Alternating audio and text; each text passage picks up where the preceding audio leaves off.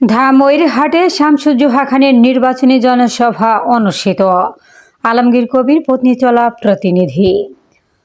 নওগাঁর ধামইরহাটে আসন্ন ত্রয়োদশ জাতীয় সংসদ নির্বাচন উপলক্ষে বিএনপি প্রার্থী শামসুজ্জোহা খানের নির্বাচনী জনসভা অনুষ্ঠিত হয়েছে।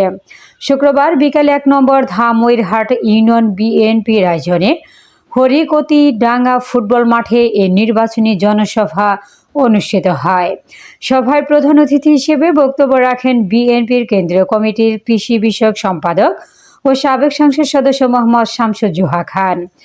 জনসভায় ধামইরহাট ইউনিয়ন বিএনপির সভাপতি ওয়াজিদ আলী দেওয়ান কবিরের সভাপতিত্বে বক্তব্য রাখেন উপজেলা বিএনপির ভারপ্রাপ্ত সভাপতি KM নায়েক আলী, উপদেষ্টা দেওয়ান ফেরদৌস হাসান, উপজেলা বিএনপির সাধারণ সম্পাদক আলহাজ মোহাম্মদ হানজালা, জাতীয়তাবাদী আইনজীবী ফোরাম নওগাঁ জেলা শাখার সদস্য অ্যাডভোকেট মামুনুর রশিদ, উপজেলা শ্রমিক দলের সভাপতি ইব্রাহিম হোসেন, ধামইরহাট ইউনিয়ন বিএনপির সিনিয়র সহসভাপতি ইস্কেন্দার আলী, সাধারণ সম্পাদক হায়দার আলী, উপজেলা ছাত্র দলের যুগ্ম আহ্বায়ক ওয়াসিফ আরাফাত অভি প্রমুখ। অনুষ্ঠানে সঞ্চালনা করেন উপজেলা যুব দলের যুগ্ম আহ্বায়ক মোহাম্মদ জাহাঙ্গীর আলম লিটন। জনসভায় ইউনিয়নের বিভিন্ন পর্যায়ের কয়েকশত নেতা কর্মী ও সমর্থক উপস্থিত ছিলেন।